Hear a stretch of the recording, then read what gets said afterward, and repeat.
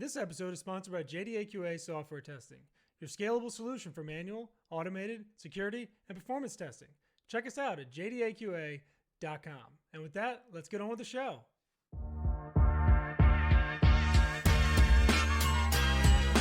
This is The First Customer, hosted by Jay Agner.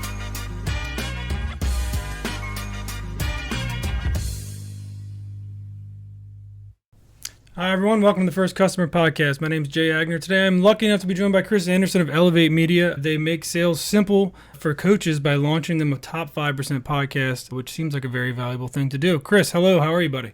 Hi, I'm doing good, Jay. How are you doing?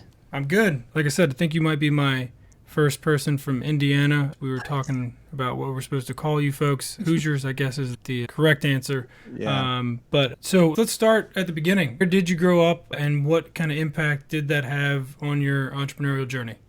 Yeah, so grew up here in Indiana, just from a small one stoplight town with a couple pizza places and an ice cream shop, and that's about it. So very small town upbringing, but like that because you got to know people. You could walk around town, feel safe, and meet new people, which was really cool.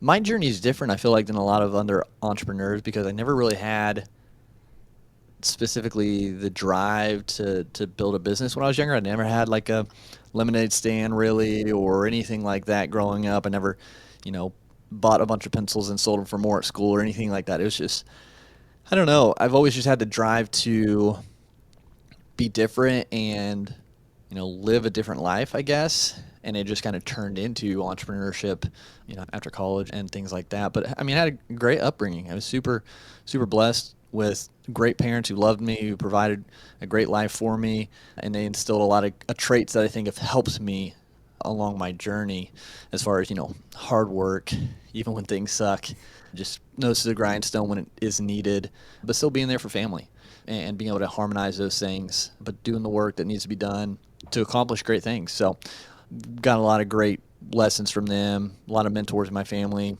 My brother's CEO of a Fortune 5,000 company, or Incorporated 5,000 company, excuse me. So I've been able to glean a lot from him, just my dad and his management roles, my mom, just how she's worked and, helped other people. It's just all been a great, tight-knit, mentorship, I guess, growing up. Right. I'm really lucky to have that, yeah. I love that. I mean, you started as an athletic trainer, I think, right? Is that where you were kind of bio? Yep. Tell me a little bit about that kind of journey from small town Indiana to being an athletic trainer. What was the path there? Yeah, for sure. So played sports, all growing up, soccer since I was like 4, which, battled some injuries as I was in middle school and high school. So I was with the athletic trainer a lot, and he was able to really help me get back physically to the field. But he also, was a great trainer. Jeff's what we call him. Obviously, athletic trainers like being called athletic trainers now, but he imparted great wisdom too. He was there for you just to listen as a person, and I just like that. I like that aspect of being able to help people physically and be there, emotionally, and just to listen and be that. And as I got older, towards the end of high school, I've always had a heart for kids. I volunteered at church in the kids ministry, so it kind of made sense for me to keep with sports because I knew I wasn't going to play sports in college because I actually broke a vertebrae my junior year in high school and played 2 years, junior year and senior year, with a broken vertebrae in my back. And so I had to have back surgery coming out of high school. And so I really knew that level of competition I wasn't going to be able to do that. And so staying in sports through athletic training and be able to help kids physically, and then of course, hopefully be a mentor to some of them as they're coming up through school, trying to figure things out and what to do with their lives and things. And I just wanted to kind of be that person. And so, yeah, that's kind of what set it in motion. So I went to Indiana Wesleyan here in Indiana and got my degree, my bachelor's degree, and then did a graduate assistant position down in Texas, where I got my master's through an online school in Kansas, Fort Hays State, and master's in health and human performance. Actually met my wife down there. Fast forward, got an industrial athletic training job, so now I'm helping blue-collar, quote-unquote, boomers try to be healthier and change 30 years of habits that have set in. And so that was a challenge, and moved back up here to Indiana to do that. And, yeah, now I don't do anything with my degrees, but I've learned a lot. It was a great point, a chapter in my life that I really needed, just mentally and spiritually, emotionally, to really overcome a lot of dark obstacles that I had going on then, and it kind of just, everything happens for a reason. I think it all kind of played a part into getting me into quitting my job cold turkey to start a business. Wow. So tell me about that. Tell me about the pivot. What was the moment or the moments, and how'd you make that change? Yes, it kind of all started. So I got married in 2016, the summer of 2016, and then fast forward to the spring of 2017, my grandmother unexpectedly passed away. And so that was a big hit. We were really close and, didn't see it coming. So that hit hard. And a couple months after that, I got offered the industrial athletic training position back here in Indiana. And my wife and I, newlyweds, how are we going to do this? I personally had student loans. She wasn't working yet at the time.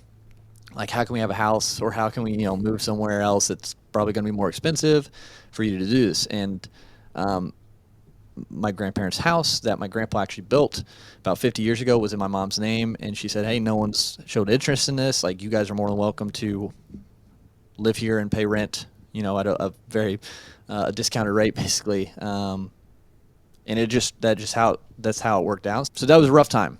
I mean, moving back here as a newlywed, wife leaving Texas, losing my grandma, navigating a new job and everything. And then a couple years later, my wife lost her last three grandparents in the same year, or her last three grandparents, and I lost my last grandparent in the same year. So 4 grandparents passed away in 2018, I think that was, throughout 2018. And so it just a lot hit home, and it's like, life's short.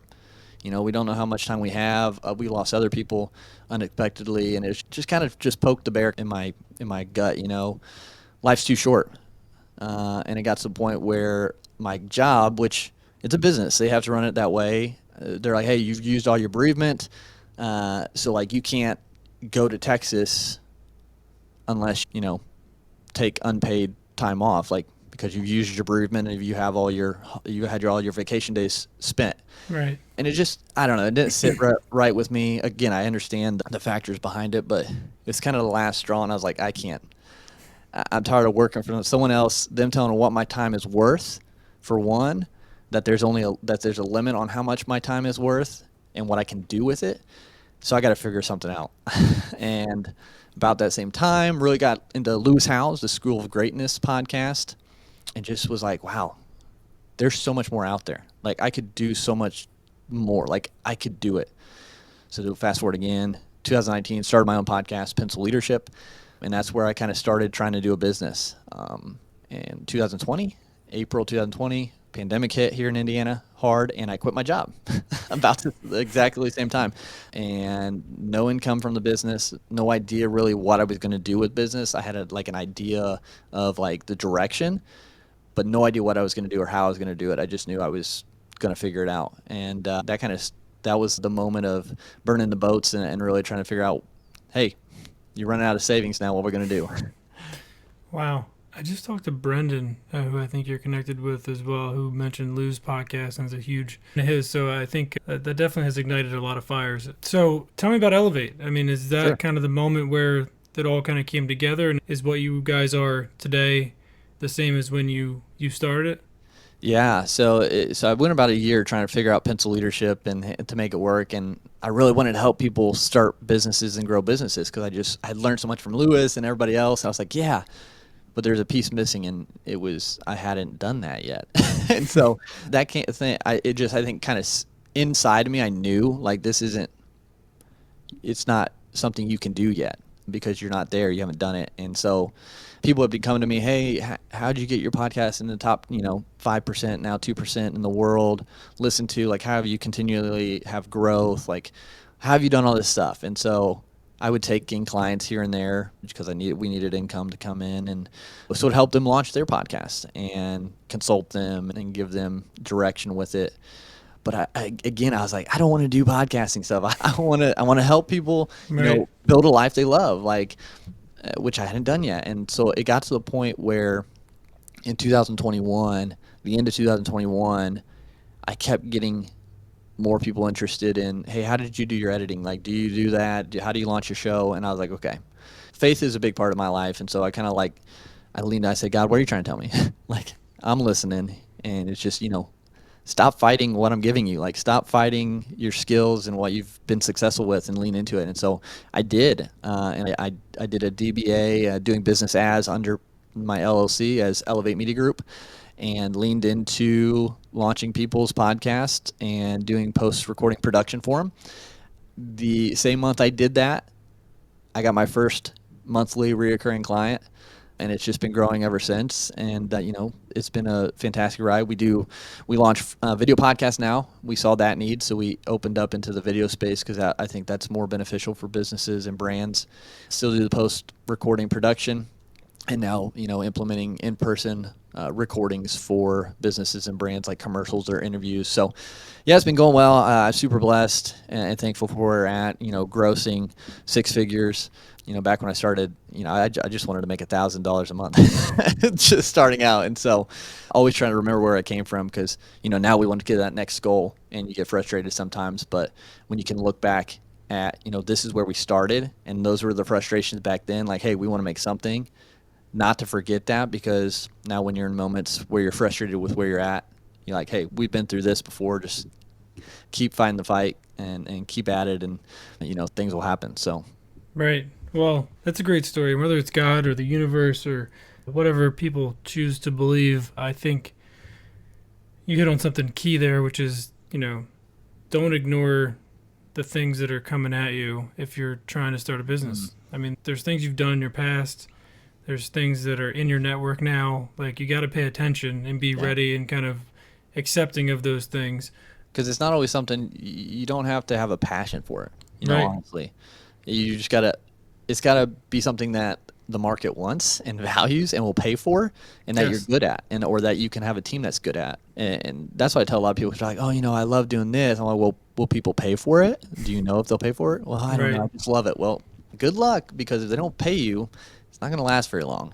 That's a great point. And conversely, people that ask me, and like you said, like, as soon as you kind of get some success, people start asking, how do you do that? How did you start your business? And you try to help people, and some people have it and some people don't. They just can't make the leap, and some people can. But one thing that I think is important in what you just said is, you don't have to love the thing that you're starting a business around, because you could love a million things about running that business, right? Like, I love running a business. Yeah. I say that, and everybody goes, even the finances are good, except for the finance. Everything else I love. I don't like doing the numbers. Right. But yeah, you get into 5 figures, get into 6 figures, get into 7 figures are all really important milestones. And, I think it's a really good point. You don't have to love what, your business is based around. You just have to have something that people pay for, right? And you see that all the time. Yeah, and the big part is if you can love, or at least enjoy the process of it, regardless. Exactly. Like, I love talking to new people. I love serving people and letting them get their stories out there so they can help more people. Like, I love that part of it. Maybe not as much of the podcast production stuff, which I'm thankful to have a team now that does a lot of that, where I can just focus on what I do love. But when I started, that wasn't my favorite thing, but I saw the need and I saw that people wanted it. And so I leaned into that until I could, outsource or delegate those tasks. But yeah, enjoying the process. It's fun. It's a game. It's a challenge every day. And you've got to enjoy that no matter what. I'm a delegation evangelist. Yeah. Yes. I love delegation. Yep. How do you, even today, how do you go about figuring out what to delegate? Yeah. If it's not my strength or if it doesn't bring me joy, I try to delegate it to someone who likes doing that, who is charged by doing that, or who's really good at it versus me. Because, we can't do it by ourselves. And so you've got to bring the right team members around who are going to, be strong where you're not, to be able to succeed long term. And so we've been thankful to have a couple really good teammates on Elevate, one who's been with us, almost from the beginning, which has been cool just to see that change. But yeah, just they bring so much to the team. I couldn't have done it without them. And it's, like soccer, it's a team sport, building a business. You go solo for a while, but as soon as you can get those teammates and good ones, it's night and day difference. Yeah, no, that's well said. What do you think took you so long to start Elevate? And I don't mean that in a negative way. What in your career, in your life, what experiences, really got you to the point where you were ready to do it? Yeah, I think, I mean, what delayed it so long, I think, is just being programmed and being in that mindset of you go to school, then you go to college, you get a job, and you try to save enough up for retirement, and that's just kind of everything I'd heard growing up. We didn't learn different investing, we didn't learn starting a business, we didn't learn about those things in school, even in college, and so I think just being stuck in that mindset and that paradigm for so long, and then finally again learning from Lewis Howes and people around him that there's so much more out there.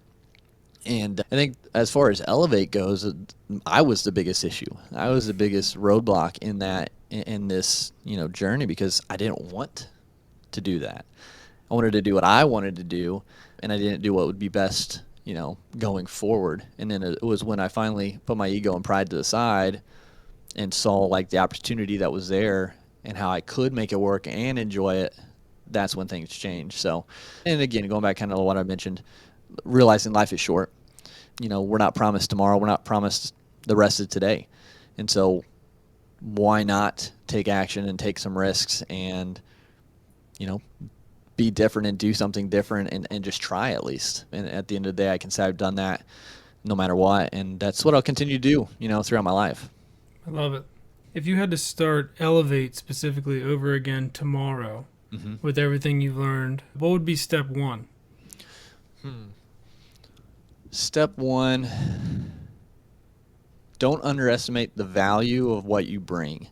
Don't just run after the money. So you've got to position yourself where you have a good profit margin. That was one thing that when I first started out, I just wanted clients. So I was, discounting and just, yeah, let's just, that we'll chop it down to this much just to have something coming in. And in the long run, if you do that, you're going to, you're not going to have the profit margin. You're not going to be able to outsource. You're not going to be able to provide a high quality service because of that. And so that's going to, it's going to cap what you do growth wise and how many you can help. And it's going to make things pretty miserable. I mean, so knowing the value, I think that would be the first thing, and not being scared to approach people with those numbers, with that price, because when you know your value and you can say, hey, listen, this is what we offer you, and we know we can do it better than a lot of people, and you're going to get a great, whatever it is you're presenting to them in your business, and then present that price, it makes sense. And if they're not for it, that's okay. Yeah. You're not after everyone. So I think that would be the biggest, is know your value and price it accordingly. How would you suggest someone figure out that value? Because that is something that, I struggle with. I think everybody struggle with. You kind of mentioned a little bit of that struggle. How would you suggest to somebody to figure out what their value should be? For sure. So, a couple things. You got to look at the competition out there. Who is doing kind of the same thing or along the same lines of what you're doing and are doing it successfully, and see what they're pricing it as. That's one thing, just getting that data of what's working out there. And you can come in a little bit under, you can come a little bit over, whatever that just depends on your plan with it, or just right at the same. But seeing who else is out there doing it and price kind of around the same thing, because you've got to think long term too. If I price it this, I don't need as many clients to hit X as the target per month.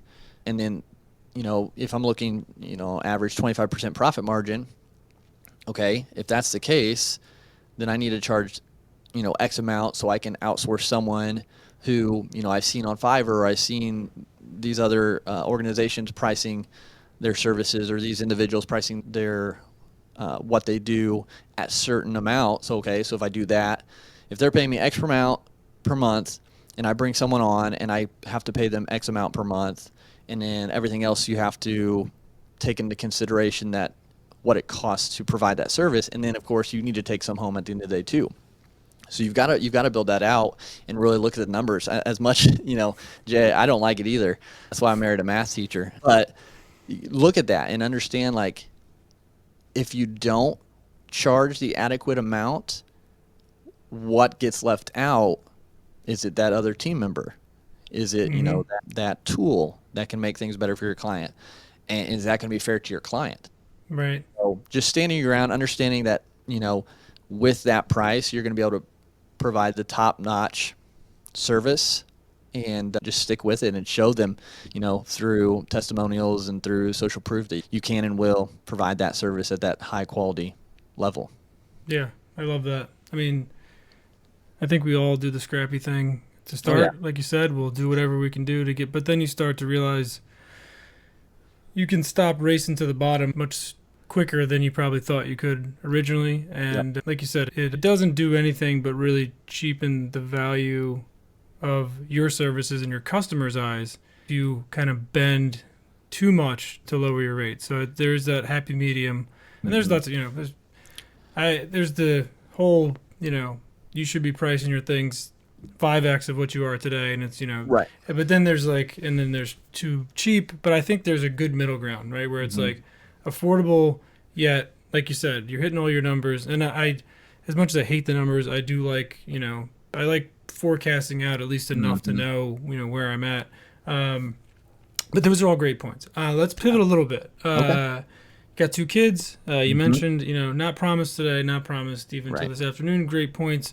What are 3 things you're doing health-wise to kind of, keep your longevity up, to make sure you're kind of tuned up for as long as you possibly can be? For sure. And, with our newest member, just 2 weeks old, our schedule's gotten all shaken up. So sleep is going to be one of but that is a big one, actually. It's like making sure I actually get enough sleep. So about 2008, it's probably 2019, I actually started doing a biphasic sleep pattern, polyphasic. So I would sleep for 3 hours, and then I would do 3 20-minute naps throughout the day. And I did that for a year, tracked my glucose and everything. Loved it. I got deep sleep all the time. I felt I was super rested, and there's no negative side effects that whole year. Obviously, I could just be a weirdo. Who knows? But now, if I have to make sure I get enough sleep. And so that could be, 8 hours, that could be 7 hours. So that's one big one, is focusing on sleep and making sure you're getting rested, whatever that looks like. Because if not, then everything else just kind of dwindles down from that. You're not as mentally strong. And so, sleep would be probably one of those. Physically taking care of myself, working out, trying to find time right now to figuring out that new schedule of when that fits around everything else is a big one. Because, you get to take care of yourself. I want to be there for, great grandchildren if I can. That'd be awesome. So the third one would be probably, it's a toss-up. Because I was about to say nutrition is a big one. But sometimes it's the mental health, focusing more on that. Because, I think if you can control your mental health, I think it inks over into everything else. You see yourself different. You understand what's important. So I think taking time out, I think that would probably be over nutrition is mental health, and just taking moments to reset, falling back into understanding what we're grateful for, remembering where we came from, to keep that mental health in a good position. Whatever it is you do, I read the Bible and things of that nature, have quiet time and prayer and things like that, just to get away from everything else and kind of recenter what I'm doing for my mental health. So I would say that's the third one. All right, I'll give you 4 because you threw nutrition in there too. I like that. Okay. So I like all 4 of those. All 4 of those are great. I'm a huge fan of meditation as well. So it's sleep and physical, all great answers. All right, so we'll switch to the mystery question. I switched recently, non-business related answer. Okay. What would you do, anything on earth, if you knew you couldn't fail? Non-business answer. Okay. Because that people love to weasel out of that one and be like, have the great, the biggest, and I had to tone it back a little bit. If I could do anything and not fail, that's hard. Yeah, my mind goes straight to business stuff. Oh, It's hard not to, as a business owner, be like, I would take over the world with my, my great business. yeah. That's a really good question to think outside of business, and it makes me realize I need to maybe think more about what I do outside of business, like hobbies, because I don't necessarily have any hobbies outside of building this, because it's just so intertwined, which is crazy. Once you get going so much, there's just a 100%. harmony within everything. Yeah. And so I would it goes back to business kind of, but it also goes back to my big goal. So I would start I'm going to, it's in the future, but an animal rescue hundreds of acres, bring in neglected animals like horses and donkeys and dogs and things of that nature, let them live, have a good rest of your life, maybe find a place where they fit well, but also utilize that, again, because it goes back to I love kids and helping them. Use it as a place where, kids can come and learn discipline and learn how to take care of things and have ownership of things. And then, special needs groups can come in and work with the animals and have that experience. So that would be, if I knew I couldn't fail, that would be what I would do.